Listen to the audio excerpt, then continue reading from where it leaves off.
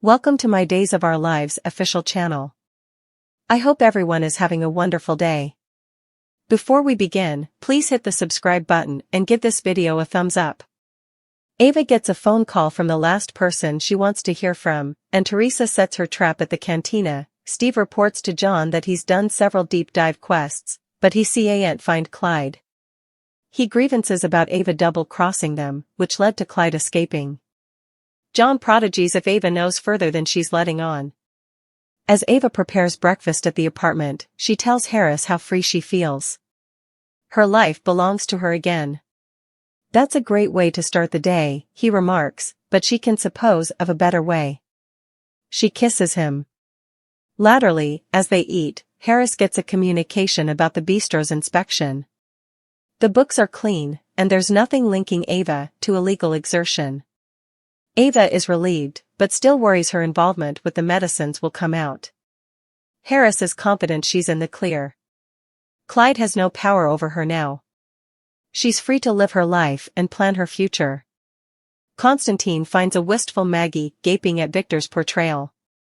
She's trying to attune her late hubby's numerous sides.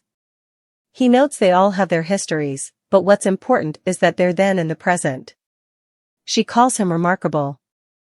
I'm inspired by the woman who stands before me, he responds. Further DWTS pro slammed for mate comments. Alex sideways ganders at Theresa reaching out to Brady in the Titan office at Titan. Alex praises Theresa for her performance in a meeting. She's happy to be back in the office rather of working ever. Joining them, Brady tells Theresa about catching Tate and Holly together. Alex warily observes as they worry about the teen's poisonous relationship. Theresa thanks Brady for the way he's handled it and hugs him. In the cantina, Steve and John plan to talk to Ava. Perhaps she remembers Commodity knew to put Clyde back in his cage. However, it's on them, and they can't live with that if he hurts someone while on the run. Kayla approaches, wondering what they can't live with. Steve says he can't live with the fact that Clyde got down. He asks to talk latterly and leaves with John. Kayla distrustfully watches them go. Further, GH Star brings day together for a good cause. Kayla stands over Steve and John's table at the cantina. She gives Steve a pointed look at the Kiriaki's manse. Maggie recounts how surprised she was to find an alternate chapter with Victor. She expounds on his big heart and devotion to his family. That's the Victor she knew and loved. Constantine says that's the Victor they both should flash back.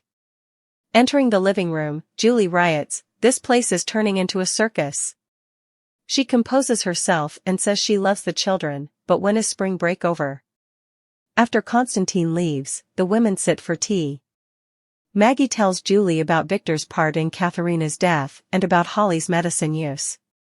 Julie assures Maggie she and Doug are there for her, but also realizes she's not all that alone. She has Constantine. Maggie confirms he's come a good friend. Further, Everett snaps in Day's promo sitting on the Kiriaki's settee. Maggie pours tea over the coffee table. Julie holds a demitasse next to her. As Theresa prepares to go to a meeting, Alex tells her he'll make them regale at home. A confused Brady asks if he missed Commodity. Alex explains she moved back by. After Theresa leaves, Brady and Alex cordially bandy the situation. Brady also warns Alex not to squinch with her. At her kitchen table, Ava muses on what she'd like to do now. She recalls a long-ago interest in fashion, but cuisine is her passion. Whatever she decides, Harris will be there cheering her on. John and Steve come by to ask if Ava flashed back anything useful about Clyde. Ava hasn't. Harris asks them to partake what they find so as not to take effects into their own hands. Wouldn't dream of it, John deadpans. Further, Quantum Leap cancelled. Ava steps down to change, and Steve leaves. John hangs back to ask Harris for Goldman's labor force train. He also brings up what Megan did to him. Does Harris worry it could be each over again? Harris does, but working on himself with the Croakers saved him. He reminds himself every day that he'd no free will and wasn't responsible for his conduct.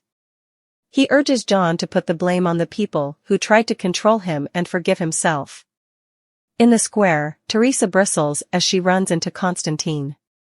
He wants an update on Alex. She guardedly reports she moved back in with him, but it's platonic for now.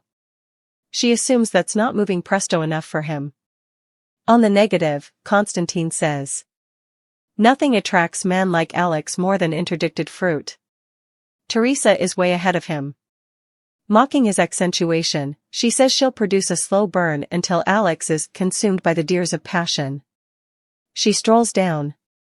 Further, why ever it would end subscribe divorce papers. Steve comes to Kayla's office at the sanitarium with flowers. "What did you do?" she distrustfully asks.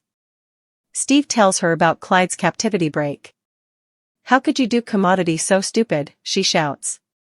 Steve defensively reminds her he allowed. Tripp was going to die. Kayla angrily retorts that there's no reason for him getting smelled back into Ava's dark whirlpool. It always causes them to suffer, and Steve should know that better than anyone. She storms out. Brady pours coffee in the Titan office, while Alex gapes at his phone at Titan. Alex accuses Brady of being interested in Theresa as further than just the mama of his child. Brady denies it.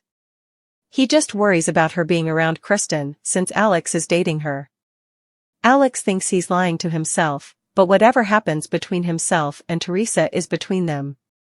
Further, why it's time for Belle to return running into John in the square. Brady invites his father to a Cubs game with him and Tate. He also wants to know how he's doing. John says he's doing better. Brady can see that he's set up some peace. John is starting to suppose his prayers are eventually being answered. Alex gapes and his mouth hangs open as he passes behind Theresa in their apartment. Holding a bra, Theresa smirks. Alex comes home to Theresa pointedly folding her lingerie in the living room. He bites his hand and loses focus as he heads to the kitchen to make them regale. Mission near to fulfilled, Theresa chuckles to herself. After Harris has left to pick up clothes from his place, Ava gets a call from an unknown number. She reluctantly answers to Clyde. "I go you aloud. You were relieved of me, huh?"